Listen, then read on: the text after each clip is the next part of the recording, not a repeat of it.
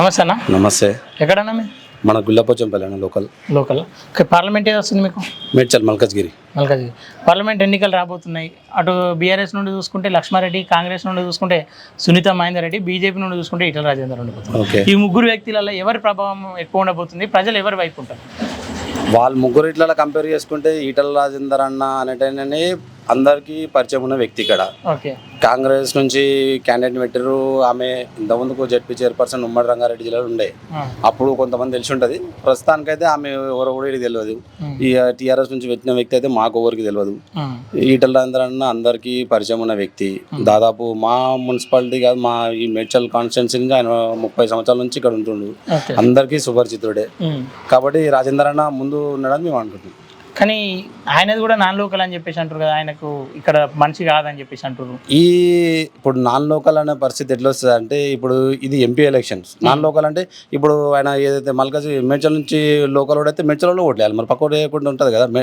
Parliament అంటేనే 7 నియోజకవర్గాలు కలిసి చేయాలి. అప్పుడు నాన్ లోకల్ అనేది రానే రాదు. ఓకే, అంతే కదా. అవును. ఓకే, అంటే ఇక్కడ కాంగ్రెస్ రాష్ట్రంలో చూసుకుంటే కాంగ్రెస్ ఉంది. కాంగ్రెస్ ప్రభావం ఏముండదు ఈ ప్రాంతంలో?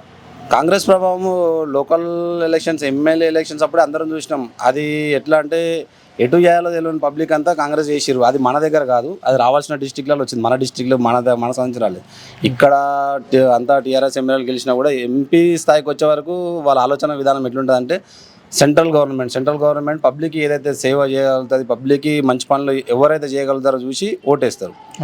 ఇప్పుడు సెంట్రల్లో మోడీ గారి మీద నమ్మకం కావచ్చు.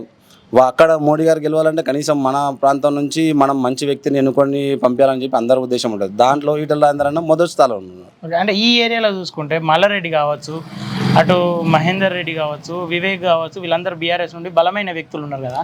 వీళ్ళ ప్రభావం చూపించి బీఆర్ఎస్ వ్యక్తి వైపు పోయే అవకాశం లేదా? ప్రభావం చూపించంటే ఇప్పుడు మా కాన్స్టిట్యున్సీలో మల్లారెడ్డి గారు ఉన్నారు ఎమ్మెల్యే.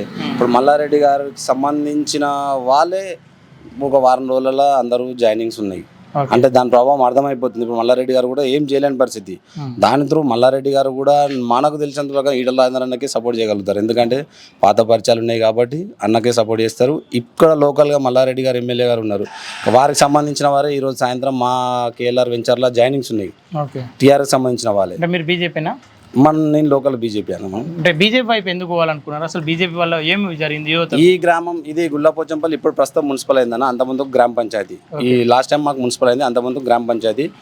ఈ గ్రామానికి భారతీయ జనతా పార్టీ ఒక జెండా పెట్టడానికి మా డాడీతో పాటు ఒక 5 మందితో ఈ ఊర్లో ప్రారంభం చేశారు. దాన్ని కంటిన్యూగా చేసుకుంటా ఇంత పెద్ద సంస్థ ఏర్పడింది. దాని త్రూగానే నేను కూడా పార్టీకి నేను జాయినింగ్ ఏం లేదు, నేను పార్టీకే పనిచేసినాం. అప్పటి నుంచి కంటిన్యూగా పార్టీలోనే ఉన్నాం. ఇంకా వేరే పార్టీ అనేది మాకు తెలియదు. అసలు బీజేపీలో ఉండాలి. ఇక మా డాడీ ఫౌండింగ్ చేసిండు ఇక్కడ పార్టీ. ఆ పార్టీని మనం వదిలేయలేము, దాన్ని మనం నిలబెట్టాలనుకున్నాం. దాంతోపాటు కంటిన్యూగా అట్లనే కంటిన్యూ అయినాం. దాంతోపాటు ఇక్కడ లోకల్ స్థాయిలో మాకున్న అన్నవాళ్ళు కావచ్చు, వాళ్ళతో ఉన్న పరిచయాలు, దేశంలో పార్టీ పరిస్థితి, పార్టీ ఎట్లెట్లా అంచలంచలు ఎదుర్కొంటూ వచ్చిందో చూసి దాని ద్వారా మనం పార్టీకి సేవ చేయాలనుకుంటున్నాం. మన దేశంలో దేశం ధర్మం అన్ని విధాలుగా మంచిగా ఉండాలనుకుంటే భారతీయ జనతా పార్టీ ఉండాలనుకున్నాం. మేము కూడా అందరినీ ఉండాలనుకున్నాం. అట్లనే కొనసాగుతున్నాం. అసలు ఏం చేసిందని బీజేపీ భారతదేశంలో రావాలనుకుంటారు? బీజేపీ చేసిన మంచి ఏంది? అసలు బీజేపీ ఏం చేసిందని మీరు ప్రశ్న అడిగినా నేను చెప్పినా చెప్పకపోయినా పబ్లిక్ అందరికీ తెలుసు బీజేపీ ఏం చేసింది అనేది. మనం మైక్ పట్టుకొని పోతే ఆటోమేటిక్గా వాళ్ళు ఏం చెప్తారు, we are ready to vote for BJP. Because BJP ఏం చేసింది, ప్రధానమంత్రి గారు ఏం చేశారు అనేది అందరికీ తెలుసు. అంటే ఇక్కడ చూసుకుంటే తెలంగాణ రాష్ట్రంలో కాంగ్రెస్ ఉంది. గతంలో కూడా మన రేవంత్ రెడ్డి కూడా ఇక్కడ ఎంపీగా గెలిచిండు. ఆ ప్రభావం ఏమాత్రం ఉండదంటారా? రేవంత్ రెడ్డి గారు మల్కాజ్గిరి ఎంపీ నుంచి గెలిచిన తర్వాత మా ఈ యొక్క గుల్లపోచంపల్లికి ఈ మున్సిపాలిటీకి ఎప్పుడు రాలే. మల్కాజ్గిరి మొత్తం కూడా ఎప్పుడైనా వచ్చిరో లేదో తెలియదు. ఆయనకు పీసీసీ అయిన తర్వాత రాష్ట్రం మొత్తం తిరగాలి, ఈ కాంగ్రెస్ గవర్నమెంట్ తెచ్చుకోవాలి, ఆ పరిస్థితుల్లో తిరిగి, కానీ మల్కాజ్గిరిలో మాత్రం ఎక్కడ ఏమీ రాలేదు.